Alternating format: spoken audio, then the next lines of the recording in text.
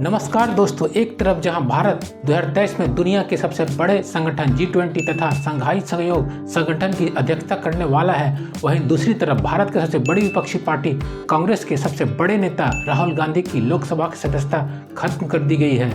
अब राहुल गांधी 8 सालों तक कोई भी चुनाव नहीं लड़ पाएंगे। आगे हम 2013 के उस अध्यादेश के बारे में भी बात करेंगे जिस अध्यादेश को राहुल गांधी ने मीडिया के सामने फाड़ दिया था और वो अध्यादेश कानून नहीं बन पाया था। यदि वो अध्यादेश लागू हो जाता तो आज राहुल गांधी को लोकसभा की सदस्यता नहीं जाती। बात 13 अप्रैल 2019 की है, जब राहुल गांधी कर्नाटक के कोल्लार में चुनावी सभा को संबोधित कर रहे थे। कोल्लार वही जगह है जहां से सोने की माइनिंग की जाती है और जिस पर ब्लॉकबस्टर मूवी KGF भी बन चुकी है। इस चुनावी सभा में राहुल गांधी ने नीरव मोदी, ललित मोदी और नरेंद्र मोदी का नाम लेते हुए कहा था, कैसे सभी चोरों का सरनेम मोदी है। 30,000 करोड़ रुपए आपकी जेब से निकालकर उसकी जेब में। मेहुल चोकसी, ललित मोदी। अच्छा, एक छोटा सा सवाल, इन सब के नाम, इन सब चोरों के नाम मोदी मोदी मोदी कैसे हैं? नीरव मोदी, ललित मोदी, नरेंद्र मोदी, और अभी थोड़ा ढूंढेंगे तो और बहुत सारे मोदी निकलेंगे।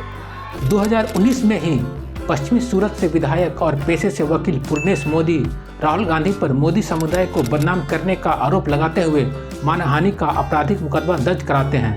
4 सालों तक इस मुकदमे की सुनवाई सूरत कोर्ट में चलती है। राहुल गांधी का भी बयान लिया जाता है जिसमें उन्होंने कहा वे अपने भाषण से किसी समुदाय को ठेस पहुंचाना नहीं चाहते थे। मानहानि के पूरे मामले की सूरत कोर्ट जांच करती है और 23 मार्च 2023 को सूरत कोर्ट के 43 वर्षीय चीफ जुडिशियल मजिस्ट्रेट हरीश हसमुख भाई वर्मा ने राहुल गांधी को 15,000 रुपये का जुर्माना सहित 2 सालों की जेल की कारावास की सजा सुनाते हैं। राहुल गांधी को भारतीय दंड संहिता के धारा 499 और धारा 500 के तहत दोषी ठहराया जाता है। इंडियन पिनल कोड की धारा 499 में लिखा है कि अगर कोई बोलकर, लिखकर, पढ़कर, इशारों या तस्वीरों के जरिए किसी व्यक्ति के प्रतिष्ठा पर लांछन लगाता है तो इसे मानहानि माना जाएगा।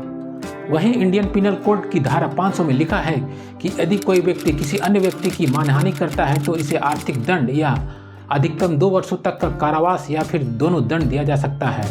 24 मार्च 2023 को लोकसभा सचिवालय के महासचिव उत्पल कुमार सिंह की ओर से एक नोटिफिकेशन जारी किया जाता है जिसमें लिखा होता है कि केरल के वायनाड लोकसभा क्षेत्र के सांसद राहुल गांधी की लोकसभा की सदस्यता सूरत कोर्ट के फैसले के आधार पर खत्म की जाती है।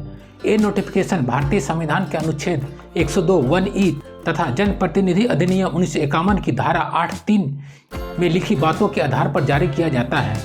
भारतीय संविधान के अनुच्छेद 102(1)(e) में लिखा है कि संसद द्वारा बनाया गया कोई विधि या उसके अधीन कोई लॉ द्वारा संसद सदस्य को अयोग्य घोषित किया जा सकता है। वहीं जनप्रतिनिधि अधिनियम 1951 के धारा 8(3) में लिखा है कि अगर किसी सांसद या विधायक को 2 साल या उससे ज़्यादा की सजा होती है तो उसकी सदस्यता चली जाएगी और सजा पूरे होने के 6 साल बाद तक चुनाव लड़ने पर प्रतिबंध लग जाएगा।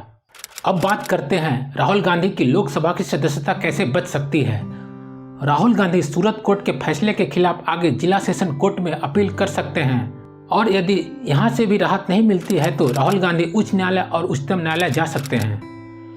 यदि किसी भी हायर कोर्ट से राहुल गांधी की सजा 2 साल से 1 दिन भी कम कर दी जाती है तो राहुल गांधी की लोकसभा की सदस्यता बच जाएगी, या फिर कोर्ट राहुल गांधी को पूरी तरह से आपराधिक मानहानि से दोष मुक्त कर दे तो लोकसभा की सदस्यता बच सकती है। पर कोर्ट का ये फैसला वायनाड में लोकसभा के उपचुनाव के पहले आएगा तभी संभव है।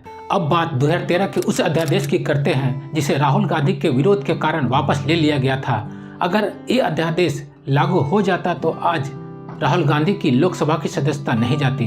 अप्रैल 2013 के एक फैसले में सुप्रीम कोर्ट ने जनप्रतिनिधि अधिनियम 1951 की धारा 8(4) को रद्द कर दिया था। धारा 8(4) में कहा गया था कि अगर सदन का मौजूदा सदस्य 2 साल से अधिक जेल की सजा वाले मामले में दोषी ठहराया जाता है और सजा के 3 महीने के भीतर अपील दायर करता है तो उसे सदस्यता धारण करने से अयोग्य नहीं ठहराया जाएगा।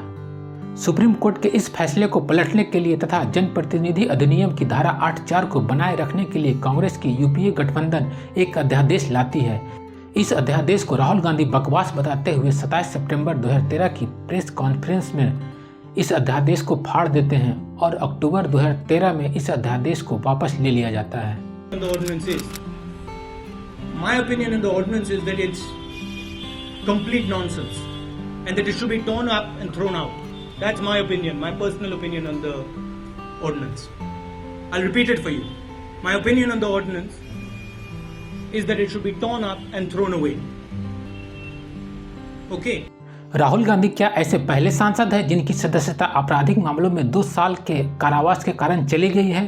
तो इसका आंसर है नहीं। इनसे पहले कई सांसद और विधायक सदन की सदस्यता जनप्रतिनिधि अधिनियम 1951 की धारा 8(3) के तहत खो चुके हैं। लालू प्रसाद यादव को 3 अक्टूबर 2013 को चारा घोटाले के मामले में 5 सालों की सजा सुनाई जाती है और 23 अक्टूबर 2013 को इनकी संसद सदस्यता रद्द हो जाती है। तमिलनाडु की जे जयललिता को 27 सितंबर 2014 को आय से अधिक संपत्ति के मामले में 4 साल की सजा होती है और 8 नवंबर 2014 को इनकी सदन की सदस्यता रद्द हो जाती है। बीजेपी विधायक कुलदीप सिंह सेंगर को उन्नाव रेप मामले में 20 दिसंबर 2019 को उम्र कैद की सजा सुनाई जाती है और 25 फरवरी 2020 को इनकी सदस्यता रद्द हो जाती है। उत्तर प्रदेश के रामपुर से समाजवादी पार्टी के विधायक आजम खान को 27 अक्टूबर 2022 को हेट स्पीच देने के कारण 2 साल की सजा सुनाई जाती है और 28 अक्टूबर 2022 को इनकी सदस्यता रद्द हो जाती है।